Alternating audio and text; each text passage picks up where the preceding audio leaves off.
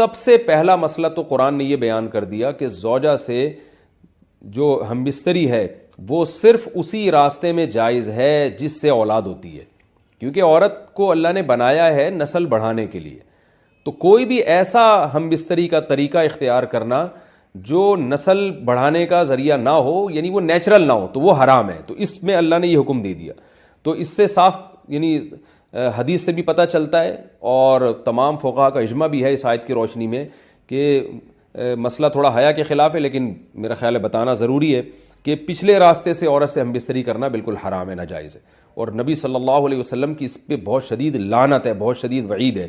تو یہ بالکل اللیگل ہے اسلام میں کہ عورت کے پچھلے راستے سے اس سے ہم بستری کی جائے. جو لوگ لڑکوں سے بدفعلی کے عادی ہوتے ہیں ان کو یہ ایک چسکا لگ جاتا ہے، تو یہ حرام ہے، ناجائز ہے، کیونکہ اللہ نے بتا دیا کہ یہ تمہارے لیے بمنزلہ کھیت کے ہیں. تو اس میں قرآن نے وہ جو سوال تھا نا اس کی طرف اشارتاً جواب دے دیا. اور آگے فرمایا فاتو حرثکم، تم اپنے کھیت کے پاس آؤ، یعنی پیداوار بڑھانے کا جو ذریعہ ہے اس جگہ کی طرف آؤ، انا شئتم، جیسے چاہو. یعنی باقی جس طرح سے تم چاہو زوجہ سے ہم بستری کر سکتے ہو، اس میں کوئی خاص طریقہ متعین نہیں ہے. میاں بیوی کا ایک دوسرے سے کوئی پردہ نہیں ہے. ہن لباس لکم وانتم لباس لہن، یہ دونوں ایک دوسرے کے لیے لباس ہیں. تو اس میں طریقہ کار کوئی بھی ہو سکتا ہے، کسی بھی طرح سے کرنا چاہو ایک دوسرے سے لطف اندوز ہو سکتے ہو. لیکن فاتو حرثکم، آنا موضع حرث میں ہے. حرث کا مطلب وہ اس جگہ کی طرف آنا ہے جہاں سے نسل بڑھتی ہے، کسی اور راستے کی طرف. اس سے صاف طور پر جو ہے نا وہ جو فاسق فاجر لوگوں کی جو برائی ہے جو لڑکوں سے بدفعلی کے نتیجے میں پیدا ہوتی ہے، اس کا اللہ نے قلعہ کر دیا کہ اس کی اسلام میں بالکل اجازت نہیں ہے. باقی طریقہ کار کیا ہوگا یہ تمہارے اوپر، اس کی اللہ نے تمہیں اجازت دی ہے.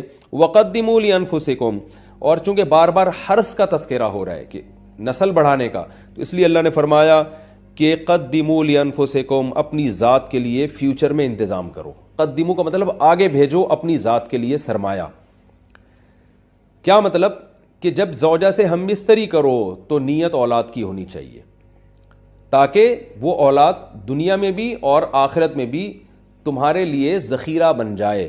تو یہ نسل بڑھانے کی بہت زبردست ترغیب ہے اس آیت میں. اور اس آیت میں اللہ نے عورت کا کہ بہت ساری ذمہ داریوں میں سے ایک بڑی ذمہ داری کا بھی بیان بتا دیا کہ عورت کو اللہ نے بنایا ہے. جو مرد اور عورت کا جو فرق رکھا ہے نا، اس فرق کی بڑی وجہ یہی ہے کہ مرد کے اسپم کو اللہ نے بیج کے طور پہ پیدا کیا ہے اور عورت کو اللہ نے زمین کے طور پہ.